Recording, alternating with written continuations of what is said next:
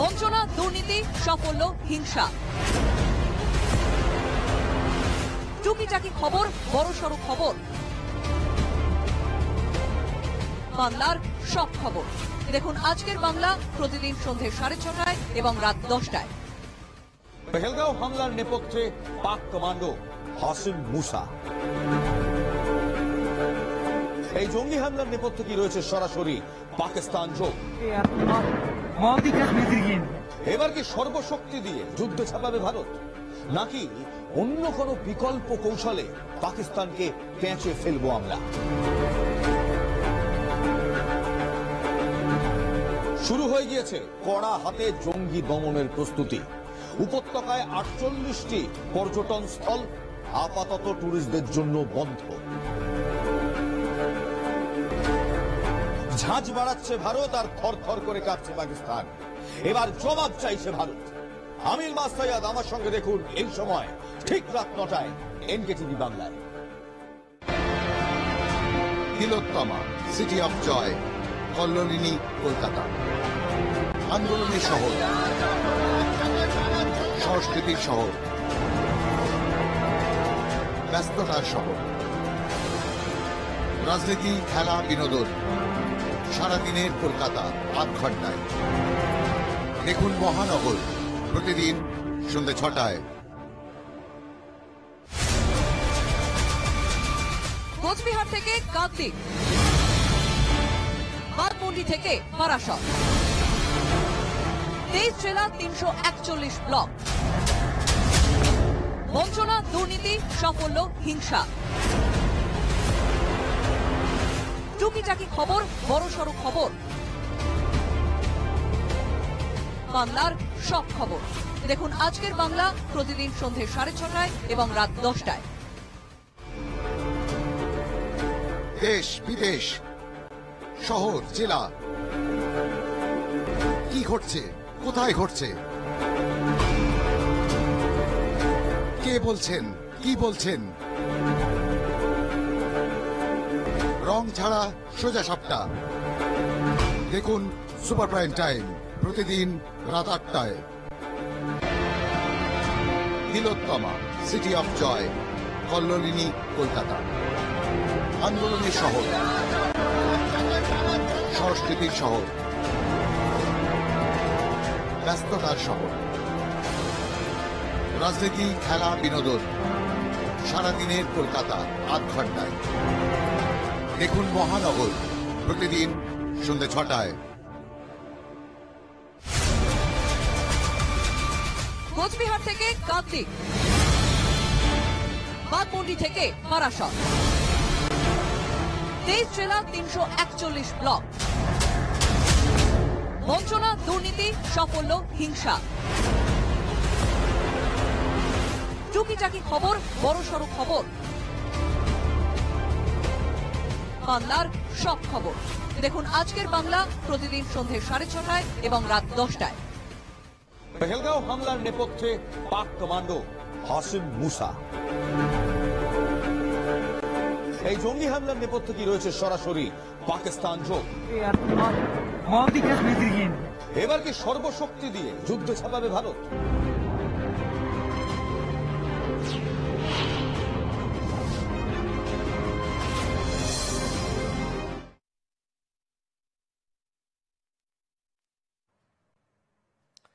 নমস্কার, গ্রাউন্ড রিপোর্টে আপনাদের সবাইকে স্বাগত। আপনাদের সঙ্গে আমি সৈকত। সুপ্রিম কোর্টের নির্দেশে চাকরি গিয়েছে 2016 সালে এসএসসির প্যানেলের শিক্ষাকর্মীদের। তাদের জন্য এবার সোশ্যাল সিকিউরিটি স্কিমের মাধ্যমে এক্স গ্রাসিয়া দেওয়ার কথা ঘোষণা করলেন রাজ্যের মুখ্যমন্ত্রী মমতা বন্দ্যোপাধ্যায়। গ্রুপ সি কর্মীদের জন্য 25 আর গ্রুপ ডি কর্মীদের জন্য 20,000 টাকা করে দেওয়া হবে। পাশাপাশি মে মাসের শুরুতেই চাকরিহারা শিক্ষক এবং শিক্ষাকর্মীদের জন্য এসএসসি মামলার রিভিউ করছে। রাজ্য সরকার আবেদন করবে। শিক্ষাকর্মীদের উদ্দেশ্যে মমতা এদিন পরিষ্কারভাবে জানিয়েছিলেন, যতক্ষণ না আইনত কোনো ব্যবস্থা হচ্ছে, গ্রুপ সি গ্রুপ ডি কর্মীদের কোনো সুরাহা হচ্ছে, ততদিন গ্রুপ সি কর্মীদের 25,000 এবং গ্রুপ ডি কর্মীদের 20,000 টাকা করে দেওয়া হবে। সোশ্যাল সিকিউরিটি স্কিম মারফত এই টাকা দেওয়া হবে এবং এই গোটা গোটা প্রক্রিয়াটা নিয়ে কার্যত যে মমতা বন্দ্যোপাধ্যায়ের ঘোষণা তাকে সমালোচনা করেছেন বিরোধীরা। আইনজীবী ফিরদৌস শামীম জানান, তিনি এভাবে অর্থাৎ মুখ্যমন্ত্রীর উদ্দেশ্যে বলেন যে তিনি এভাবে অযোগ্যদের বেতন পাইয়ে দিতে পারেন না। এটা কলকাতা হাইকোর্ট এবং সুপ্রিম কোর্টের রায়ের বিরোধী। তিনি আদালত অবমাননা করছেন। এদিকে বিজেপির বিভিন্ন নেতারা বলছেন যে কাকে টাকা পাইয়ে দেওয়া হচ্ছে এগুলো এখন আদালতের এখতিয়ারভুক্ত বিষয়, এগুলো কারো পৈতৃক সম্পত্তি নয়। ফলে স্বাভাবিকভাবেই মমতা বন্দ্যোপাধ্যায়ের এই গ্রুপ সি গ্রুপ ডি অর্থাৎ অশিক্ষক কর্মচারীদের জন্য যে ভাতার ঘোষণা করেছেন তা কার্যত এবার বিরোধীদের সমালোচনার মুখে। এই গোটা বিষয়টি নিয়ে আমরা একটু শোনার চেষ্টা করব যে গ্রুপ সি গ্রুপ ডির যারা চাকরি হারা অশিক্ষক কর্মী তারা এই বিষয়টিতে কি বলছেন, শুনুন।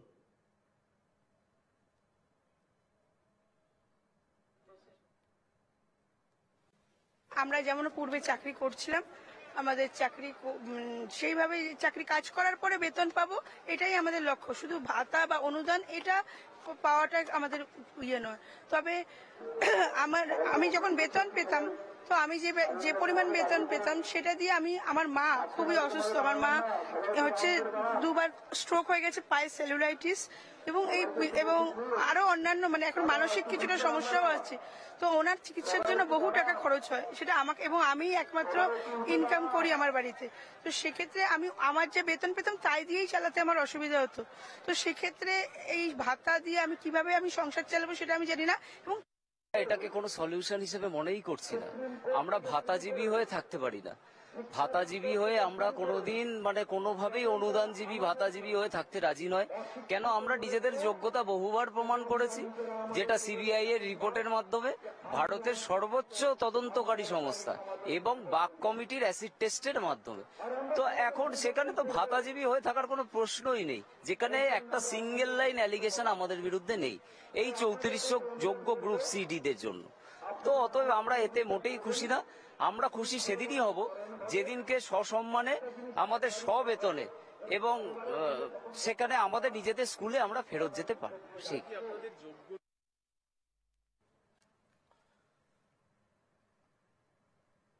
খুব স্পষ্টভাবেই তারা বলে দিলেন যে তারা ভাতাজীবী পরজীবী হয়ে বাঁচতে চান না, তারা যোগ্য সম্মান চান। কিন্তু সেই সম্মান তারা কি ফেরত পাবেন, এটা এখন লাখ টাকার প্রশ্ন। এদিকে চাকরিহারা অশিক্ষক কর্মীদের বা শিক্ষা কর্মীদের সাম্মানিক ভাতা দেবার মুখ্যমন্ত্রীর ঘোষণার পরেই কার্যত আবারও কোথাও তাদের বঞ্চনার ইস্যুতে রাস্তায় নেমে পড়েছেন চুক্তিভিত্তিক এবং পার্শ্ব শিক্ষক কর্মীরা। পার্শ্ব শিক্ষক, একাদশ দ্বাদশের চুক্তিভিত্তিক শিক্ষক, বৃত্তিমূলক শিক্ষকেরা বছরের পর বছর ধরে স্কুলে পড়িয়েও তুলনায় সামান্য টাকা পাচ্ছেন। বারবার ধর্ণা আন্দোলন করেও তাদের ভাতা বাড়ছে না বলেই তারা সরব হন। তাদের মধ্যে এখনো নির্দিষ্ট বেতন কাঠামো তৈরি হয়নি। সুপ্রিম কোর্টের নির্দেশে যারা চাকরি হারিয়েছেন, মমতা বন্দ্যোপাধ্যায় তাদের পাশে থাকার বার্তা দিয়েছেন। কিন্তু এখনো সামান্য ভাতায় কাজ করে যেতে হচ্ছে পার্শ্ব শিক্ষক, চুক্তিভিত্তিক শিক্ষক, বৃত্তিমূলক শিক্ষকদের। তাদের প্রশ্ন, মুখ্যমন্ত্রী কেন তাদের প্রতি একটু মানবিক হচ্ছেন না?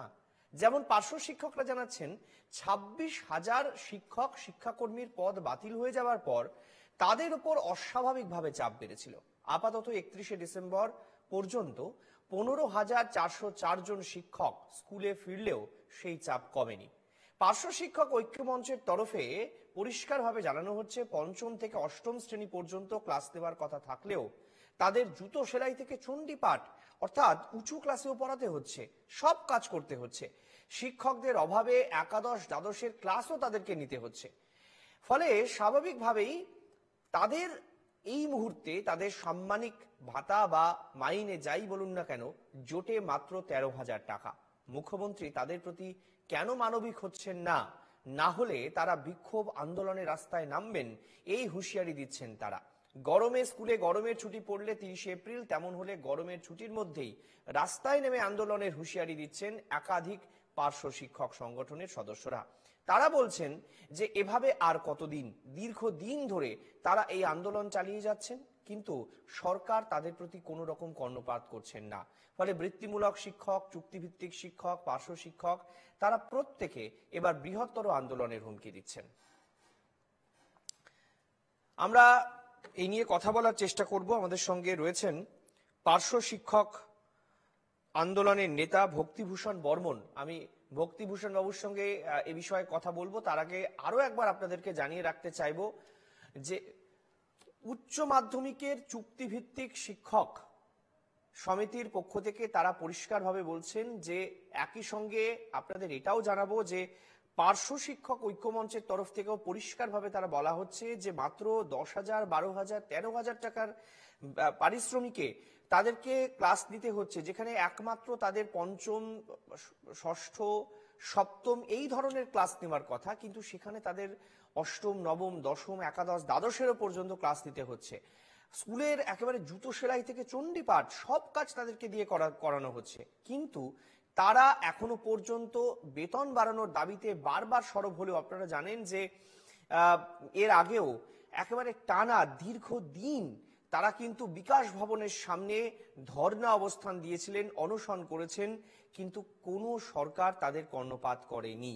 তারা বারবার করে তৎকালীন শিক্ষামন্ত্রী পার্থ চট্টোপাধ্যায়ের সঙ্গেও দেখা করার চেষ্টা করেছেন, কিন্তু এখনো পর্যন্ত কোনো রকম তাদের সঙ্গে কোনো সহানুভূতি দেখানো হয়নি। তারা বলছেন যে যেহেতু এই শিক্ষকদের, অর্থাৎ যাদের চাকরি চলে গিয়েছে, যাদেরকে ফেরানোর চেষ্টা করা হচ্ছে রিভিউ পিটিশনের মাধ্যমে, সেই অশিক্ষক কর্মচারীদের যদি সাম্মানিক ভাতা দেওয়া হয়, 20,000, 25,000, 30,000 টাকা করে দেওয়া হয়, তাহলে তারা যে দীর্ঘদিন ধরে ক্লাস করছেন পার্শ্ব শিক্ষকরা, কেন তাদের সাম্মানিক ভাতা বা তাদের যে বেতন সেটা বাড়ানো হচ্ছে না?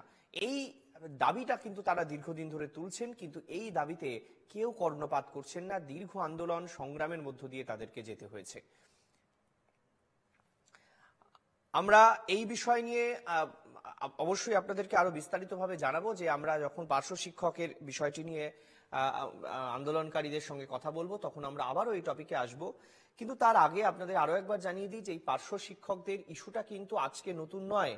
যখন এই যে দুর্নীতির বিষয়গুলো সামনে এসেছে, এই দুর্নীতিগুলো যে সময় সামনে আসেনি, সেই সময়ের সবচেয়ে পুরনো আন্দোলন কিন্তু এই পার্শ্ব শিক্ষকদের। ফলে এই দীর্ঘ আন্দোলনের মধ্যে তারা পরিষ্কার বলছেন যে আন্দোলনে তারা যেতে চাইছেন না ঠিকই, কিন্তু তাদের বিষয়টিও একটু সহানুভূতির সঙ্গে বিচার বিবেচনা করে দেখা উচিত। কারণ দীর্ঘদিন ধরে একেবারে মূল সিস্টেমের, পড়ুয়াদেরকে পড়ানো থেকে শুরু করে মূল সিস্টেমের সঙ্গে তারা জড়িয়ে রয়েছেন, সব কাজ তাদেরকে দিয়ে করানো হচ্ছে, কিন্তু সরকার কোনোভাবেই তাদের প্রতি সহানুভূতিশীল নন। আমরা আসি এবার একটু এসএসসির বিষয়ে। এসএসসি ভবনের সামনে নতুন করে উত্তেজনা। এসএসসি ভবনের সামনে অবস্থানে চাকরিহারারা, অনশন শুরু হয়েছে চাকরিহারাদের, এবং তারা সেই আন্দোলন তুলেও নিয়েছেন, কিন্তু কখনো কখনো দেখা যাচ্ছে বিক্ষিপ্তভাবে ডিআই অফিসের সামনে বা কখনো করুণাময়ীতে তারা বিক্ষোভ আন্দোলন করছেন। শিক্ষক ডিআই অফিসে পাঠানো তালিকায় নাম না থাকায় বিক্ষোভ দেখানো হয়। যোগ্য তালিকায় কেন নাম নেই, এসএসসি চেয়ারম্যানের কাছে গিয়ে জবাব তলব করেন চাকরিহারারা। এসএসসি ভবনের সামনে অবস্থান করছেন আরো একদল চাকরিহারা, যারা অনশনে রয়েছেন। চাকরিহারা শিক্ষক, শিক্ষাকর্মীরা তাদের যোগ্য তালিকায় কেন নাম নেই, এসএসসি চেয়ারম্যানের কাছে জবাব তলব করছেন চাকরিহারারা। এদিকে নিয়োগ দুর্নীতি মামলার দিকে যদি আমরা একটু নজর রাখি, নিয়োগ দুর্নীতি মামলায় ফের সক্রিয় সিবিআই। তৃণমূল নেতা বিভাস অধিকারীকে তলব। সকাল 11টা নাগাদ নিউ টাউনে সিবিআই দপ্তরে আসেন বিভাস অধিকারী। কুন্তল ঘোষকে জিজ্ঞাসাবাদ করে বিভাস অধিকারীর নাম পেয়েছিলেন সিবিআই তদন্তকারী আধিকারিকরা। এর আগে একাধিকবার তাকে সিবিআই দপ্তরে ডেকে জিজ্ঞাসাবাদ করা হয়। মঙ্গলবার ফের তাকে তলব করে। বিভাস অধিকারীর সম্পত্তির উৎস কি, নিয়োগ দুর্নীতিতে তার ভূমিকা কি ছিল, তা জানতেই কিন্তু ওই বিভাস অধিকারীকে জিজ্ঞাসাবাদ করা হয় বলে খবর। যদিও সিবিআই দপ্তরে ঢোকার সময় বিভাস জানান কিছু নথি নিয়ে তাকে ডাকা হয়েছিল। স্বাভাবিকভাবেই এই বিভাস অধিকারীর বিষয়টি আপনাদের একটু মনে করিয়ে দিই, যে যখন নিয়োগ দুর্নীতি মামলায় পরপর গ্রেফতার হচ্ছে, পরপর বিভিন্ন তৃণমূলের নেতাদেরকে ডাকাডাকি হচ্ছে, সেই সময় কিন্তু এই বিভাস অধিকারীর যে ফ্ল্যাট তার সেখানে কিন্তু যান, এবং বিভাস অধিকারী কিন্তু এর আগেও একাধিকবার বিভিন্ন কেন্দ্রীয় এজেন্সির মুখোমুখি হয়েছেন, জিজ্ঞাসাবাদের মুখোমুখি হয়েছেন, এবং তার যে লিঙ্ক, অর্থাৎ তার যে একটি কলেজ রয়েছে, সেই কলেজের সঙ্গে কি লিঙ্ক আপ পাওয়া গিয়েছে, কিভাবে সেখান থেকে টাকা নয়ছয় হয়েছে, এবং কারা কারা সেখানে ভর্তি হতেন, কিভাবে তাদেরকে সুযোগ পাইয়ে দেওয়া হতো, এই সমস্ত বিষয়টি কিন্তু এখন সিবিআই এর স্ক্যানারে। এবং আপনারা আগেই জানেন যে কুন্তল, তাকে জেরা করে বিভাস অধিকারীর নাম পাওয়া যায় এবং আগেও কিন্তু বিভাস অধিকারীর নাম পাওয়া যায়। ফলে বিভাস অধিকারীকে নতুন করে জেরার মধ্য দিয়ে যেটা সামনে আসছে যে নিয়োগ দুর্নীতি মামলা, যে চাকরি নিয়োগ দুর্নীতি মামলা, এসএসসি থেকে শুরু করে প্রাইমারি প্রত্যেকটি ক্ষেত্রে যে বিরাট অঙ্কের দুর্নীতির অভিযোগ উঠেছে, সেই অভিযোগে কিন্তু অন্যতম অভিযুক্ত হচ্ছে বিভাস অধিকারী, তৃণমূল কংগ্রেসের নেতা। তাকে এবার জিজ্ঞাসাবাদ করা হচ্ছে এবং তার সম্পত্তির উৎস কিন্তু জানার চেষ্টা করছে কেন্দ্রীয় তদন্তকারী আধিকারিকরা। কি বলছেন বিভাস অধিকারী, আপনাদেরকে একটু শোনানোর চেষ্টা করি। কাগজপত্র নেওয়ার আছে বা দরকার আছে। আপনার বাড়ি থেকেও তো কিছু কাগজপত্র তারা সিজ করেছিল, সেই সব নিয়ে তো জিজ্ঞাসাবাদ করেছিল। আজকে কি জিজ্ঞাসাবাদের জন্য? না না না, তাহলে কিসের জন্য? আজকে জাস্ট একটু ডেকেছে, কোর্টে মনে হয় কিছু একটা বলতে হবে। এই বিষয় নিয়ে আপনি কিছু জানেন? এই যে প্রাথমিক নিয়োগ দুর্নীতি হলো, এই দুর্নীতি নিয়ে আমার তো তদন্ত করে কিছু পাইনি। তদন্ত করার অধিকার আছে, তদন্ত করেছি। বেআইনি নিয়োগ সংক্রান্ত মামলায় সিআইডির কাছে তদন্তের অগ্রগতি সংক্রান্ত রিপোর্ট তলব করল কলকাতা হাইকোর্ট।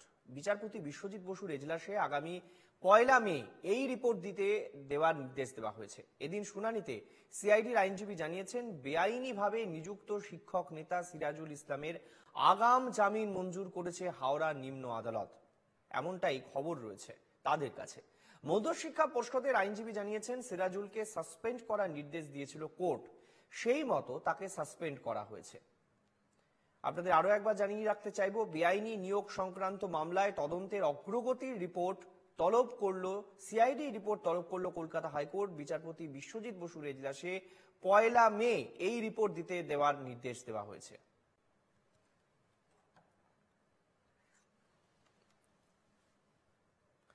আর এবার যে খবরে নজর রাখবো, এসএসসির যে খবরে আমরা এতক্ষণ নজর রেখেছিলাম, যে বিষয়টি আপনাদেরকে জানাচ্ছিলাম, যে এসএসসির চেয়ারম্যানকে এবার জেলে পাঠানো হুঁশিয়ারি দেওয়া হয়েছে। এই হুঁশিয়ারি দিয়েছেন কে? খোদ কলকাতা হাইকোর্টের বিচারপতি। আদালতের নির্দেশ না মানার অভিযোগ এসএসসির চেয়ারম্যানের বিরুদ্ধে। এসএসসির চেয়ারম্যানকে জেলে পাঠানোর হুঁশিয়ারি দিয়েছেন বিচারপতি। আদালতের সঙ্গে খেলা করছেন, নিজেদেরকে বাঁচাতে চাইছেন, পর্ষদকে প্রশ্ন করেছেন বিচারপতি। মামলার পরবর্তী শুনানি 16 মে। কি মামলায় এই বিষয়টি দেওয়া হয়েছে জানিয়ে রাখতে চাইবো, আপার প্রাইমারি মামলায়। আপনাদের আরো একবার জানাবো, আপার প্রাইমারি মামলায় এসএসসি চেয়ারম্যানকে কার্যত ভৎসনার মুখে পড়তে হয়েছে কলকাতা হাইকোর্টে, যেখানে বিচারপতি প্রশ্ন তুলেছেন, নিজেকে বাঁচাতে চাইছেন, আদালতের সঙ্গে খেলা করছেন, প্রয়োজনে গ্রেফতার করা হবে, এমনটাও কিন্তু পরিষ্কার বলছেন। আপনাদের জানিয়ে রাখতে চাইবো, হাইকোর্টের রোষের মুখে এসএসসি চেয়ারম্যান।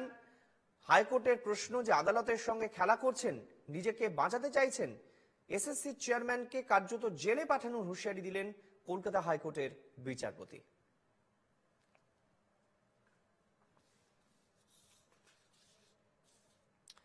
এদিকে বিকাশ রঞ্জন ভট্টাচার্য সহ একাধিক আইনজীবীকে হেনস্থার ঘটনায় শতপ্রণোদিত মামলা দায়ের করল কলকাতা হাইকোর্ট। 3 বিচারপতির স্পেশাল বেঞ্চে হবে শুনানি। বিচারপতি অরিজিৎ বন্দ্যোপাধ্যায় এবং বিচারপতি সব্যসাচী ভট্টাচার্য এবং বিচারপতি রাজস্বী ভরদ্বাজের বেঞ্চে হবে শুনানি। বিকাশ রঞ্জন ভট্টাচার্য সহ একাধিক আইনজীবীকে হেনস্থা করা হয় বলে অভিযোগ ওঠে এবং শতপ্রণোদিত মামলা দায়ের হয় হাইকোর্টে। 3 বিচারপতি স্পেশাল বেঞ্চে হবে এই শুনানি। এই মামলার শুনানির দিন এখনো নির্ধারিত হয়নি।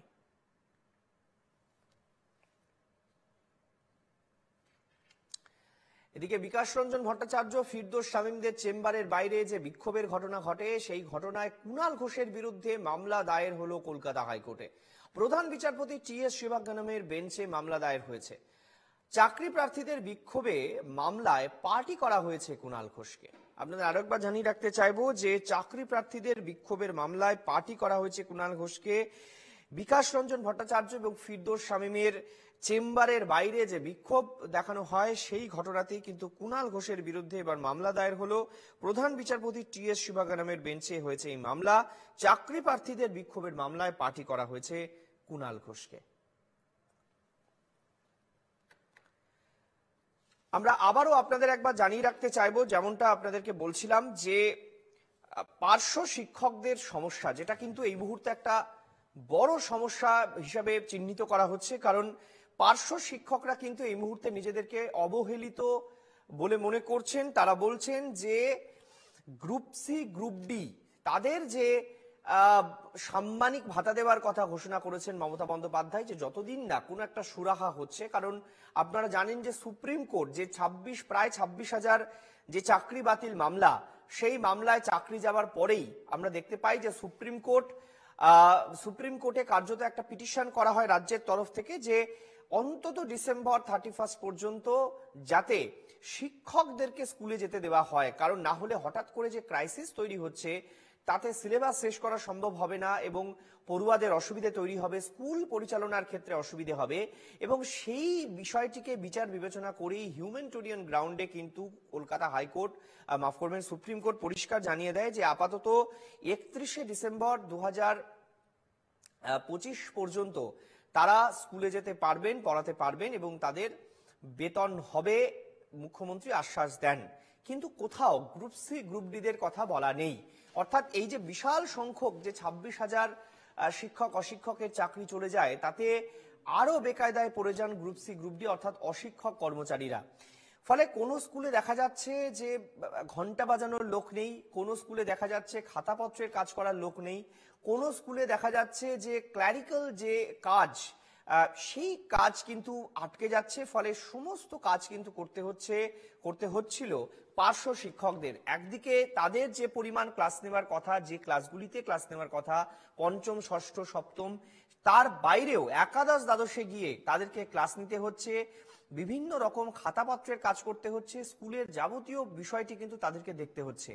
কিন্তু তাদের যে পারিশ্রমিক সেটা নিয়ে সরকার বিন্দু মাত্র ভাবনা চিন্তা করছে না এবং বারবার করে বলা হচ্ছে যে কেন ভাবনা চিন্তা করা হচ্ছে না, নিয়ে তারা দীর্ঘ আন্দোলন করেছেন, বিকাশ ভবনের সামনে তারা অনশন করেছেন, প্রতিবাদ করেছেন, রাজ্য সরকারের সঙ্গে তারা দেখা করেছেন, কিন্তু তাদের কথা কেউ মানবিক দৃষ্টিভঙ্গি দিয়ে ভাবছে না। অথচ যাদের চাকরি চলে গিয়েছে সরকার তাদের পাশে থেকে তাদেরকে ভাতা দেওয়ার কথা বলছে, এইখানে কিন্তু তারা মূল আপত্তি জানাচ্ছেন এবং তারা বলছেন যে আগামী দিনে বৃহত্তর আন্দোলনের পথে তারা যাবেন।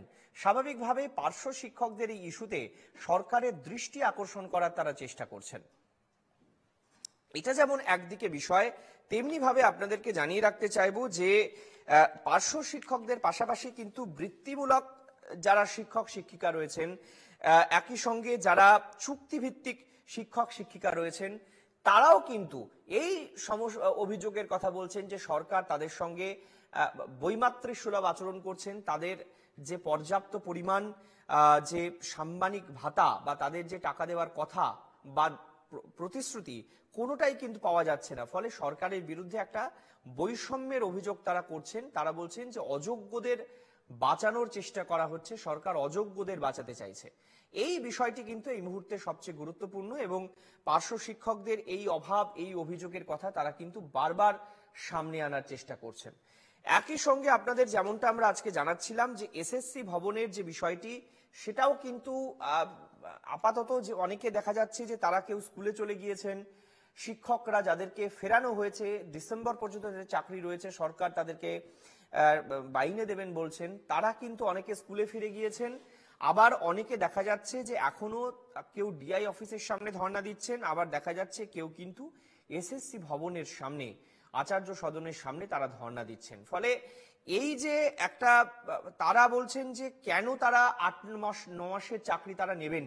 অনেকে বলছেন যে আর কোনো যখন পথ নেই, স্বাভাবিকভাবেই তাদেরকে এই রিভিউ পিটিশনের উপরেই ভরসা করতে হবে, তার দিকে তারা তাকিয়ে রয়েছেন। সব মিলে শিক্ষা ক্ষেত্রে যদি আমরা দেখি, শিক্ষা ক্ষেত্রে যে বিরাট দুর্নীতির অভিযোগ, সেই দুর্নীতির অভিযোগ থেকে সরকার যখন নিজেকে একটু একটু করে গোটা বিষয়গুলি থেকে জট কাটানোর চেষ্টা করছেন, আদালতের রায়, নির্দেশ ইত্যাদি পর্যবেক্ষণ আসছে, তখন দেখা যাচ্ছে সিবিআই আবার নতুন করে এই গোটা যে নিয়োগ দুর্নীতি মামলা, চাকরি দুর্নীতি মামলা, তাতে কিন্তু আবার সক্রিয় ভূমিকায় দেখা যাচ্ছে। তৃণমূলের নেতা বিভাস অধিকারী, তাকে আবার নতুন করে ডেকে পাঠানো হয়েছে। এবং কেন ডেকে পাঠানো হয়েছে? যে কুন্তল ঘোষকে জিজ্ঞাসাবাদ করে বিভাস অধিকারীর নাম পাওয়া যায় এবং তাকে সিবিআই দপ্তরে ডেকে জিজ্ঞাসাবাদ করা হয়। মঙ্গলবার ফের তাকে সিবিআই ডাকে এবং তার মূলত সম্পত্তির উৎস, এর আগেও কিন্তু তার থেকে ব্যাংক ডিটেলস সহ বিভিন্ন তথ্য তার কাছে চাওয়া হয়েছিল, তিনি দিয়েছেন, একাধিকবার জেরার মুখে পড়েছেন।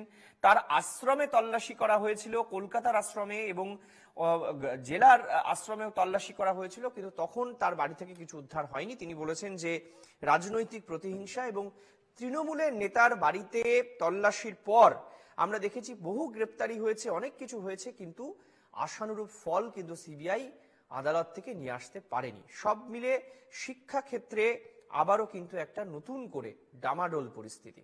আমরা একটা বিরতির সময় হয়েছে, বিরতির পর আবার গ্রাউন্ড রিপোর্টে ফিরছি আমাদের অন্যান্য টপিক নিয়ে, সঙ্গে থাকুন।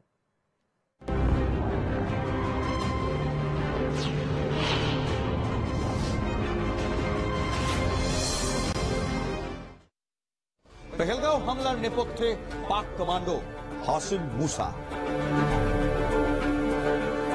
এই জঙ্গি হামলার নেপথ্যে কি রয়েছে সরাসরি পাকিস্তান যোগ? এবার কি সর্বশক্তি দিয়ে যুদ্ধে ছাপাবে ভারত?